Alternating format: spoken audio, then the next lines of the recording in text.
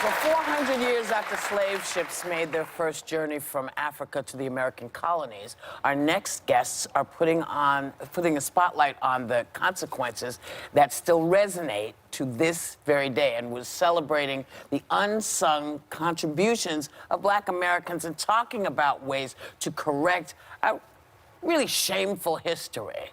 Please welcome the creator of the New York Times Magazine's 1619 Project, Nikole Hannah-Jones, and the star of ABC series Station 19, Boris Kodjoe. So, Boris. Yes. Welcome to The View. Thank you. And last December, you and a group of business folks and celebrities like Idris Elba and Anthony Anderson took a trip to Ghana as part of your Full Circle Festival. Tell us what that means and why, and what this is all heading towards. What are you pointing towards? Well, first of all, I think the rest of the world, especially here in the United States, doesn't get a positive visual representation of Africa, right? All we hear about here and all we associate Africa with is famine, war, diseased children, and mass exodus to Europe due to decades of one-dimensional media coverage. And we wanted to change that narrative, right?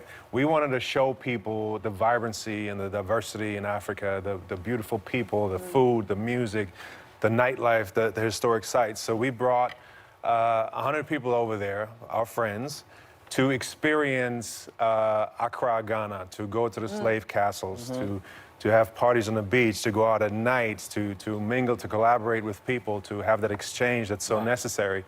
And it was a profoundly transformative experience for every single person that went.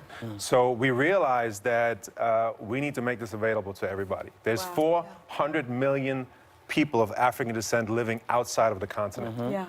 And every single person needs to go to Africa to experience that. Wow, wow. You mentioned that you saw the slave castle and the slave cells in Ghana where Africans were sold and then, of course, sent to the slave ships. What was that like for you, that experience? You know, I've been many times now. My father is from Ghana, so I've been as a boy, and I took my children, and I took my wife, Nikole, and every time you go, it's a visceral, it's such an emotional experience because you feel the spirit of those who were in these dungeons and who went through all these atrocities that we know about. And you know, it's really amazing when you get a chance to reconnect with your roots, because you realize that you're not descendants of slaves. You're descendants of enslaved Africans, which is a big difference. We are the descendants of survivors. Right? So understanding that helps you reclaim your cultural identity, which is so important, especially for African Americans. And once you understand where you came from, you have a better idea of where you're going. So it's really transformational. I want to thank you, both of you, because I don't think we can really move forward until we fully understand how this country began. Absolutely. And you have done such a good job with your project recently, 1619. It's if you haven't read it, please do. I did last night for hours. It is the entire New York Times Magazine. You understand that America really did begin in 1619. And their essays, artwork, I mean, it really does. I will never understand, but it taught me so much. I had tears going to sleep, and I woke up this morning telling my husband about it, and I said, everyone needs to learn. She's been saying, we got to go to Ghana. I know. Ghana's beautiful from the video I watched. Why did you want to do that? And what was the New York Times reaction when you said, not just a page, I want the entire magazine to be this?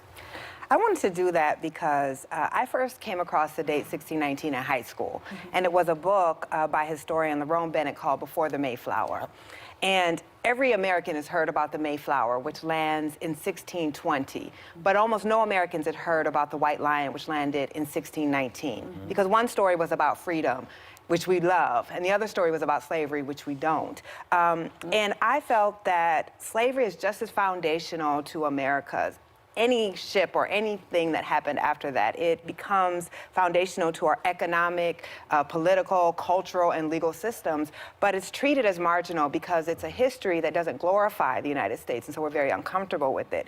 So realizing that the 400th anniversary was approaching, and that this anniversary was likely going to pass in most households with no notice, no acknowledgement.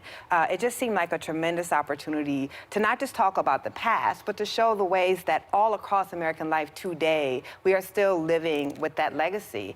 And when I suggested it to the Times, honestly, I made the pitch that this anniversary is coming. None of you have heard of it either.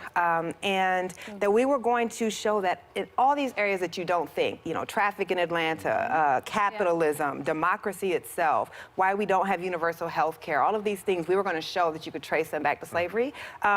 My editors at the Times immediately said, let's do it. And the project actually kept getting bigger and bigger and bigger because we realized 400 years to assess something so foundational, it had to be something really big. Sonny, I love what she said. She said, we didn't have a democracy until Black America made it a democracy. Yes. Yeah. No That's question. when it was real. Yeah, and it's something we talk about all the time. Abby and I talk about. Nikole, and I loved this project so much. I mean, I was trying to get that magazine, more and more copies of the magazine. It was sold out everywhere. You couldn't even get it. One of the points you make with this project, as you just alluded to, is that as a country, we are a country founded on both an ideal and a lie.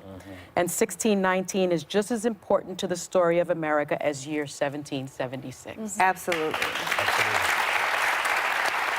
Why? That's the year of the compromise. Yeah. Yeah. That's the year of the Exactly. compromise because it Why? was all laid out. Yeah. And if they had stuck to it, but politics came in, Yeah. and when you're marginalized, you become the thing that people can give up. You know, and they said, That's well, right. we'll get to this. But, you know, you can't. Slavery wasn't the thing you wanted to push to the side. Yeah. It just really wasn't. And to your point, it does affect everything. And, you know, Everything. why people feel the way they feel. I mean, it's an extraordinary piece, but an extraordinary piece for Americans to Yes. connect to today. Yeah. So they understand, you know, this isn't a Black problem, this isn't a white problem, this is an American problem. American. Absolutely. American Exactly, problem. and that So comes it across makes so it- much. yeah. One of the questions that I ask every single presidential candidate that has come here, and I've gotten flack for it, but I talk about reparations. And this summer there was a congressional hearing on reparations. Will it happen? Do you want to take that? Well, I think that any dialogue about reparations has to start with the recognizing of the crime, recognizing of the facts, recognizing that it actually happens, right? The fact that enslaved Africans were brutalized, were put to work in order to create a huge fortune for those who benefited from the slave trade, which was a systematic mechanism, right? That was the foundation of the disproportionate generational wealth that we have today. Right. That's it. So when people say, well, you know, hundreds of years ago, I wasn't alive, it's very important to make the distinction, say, look, you weren't alive, but yes, you benefit from That's it. That's the it. foundation that was laid hundreds of years ago. And other people don't. We're And gonna. other people suffer from the effects of You slavery. have to come back and chronicle this with us, and you have to come back Love to. to the next trip. Our Absolutely. thanks to Nikole Hannah-Jones and Boris Kodjoe. Boris' show, Station 19, will return January 23rd right here on ABC.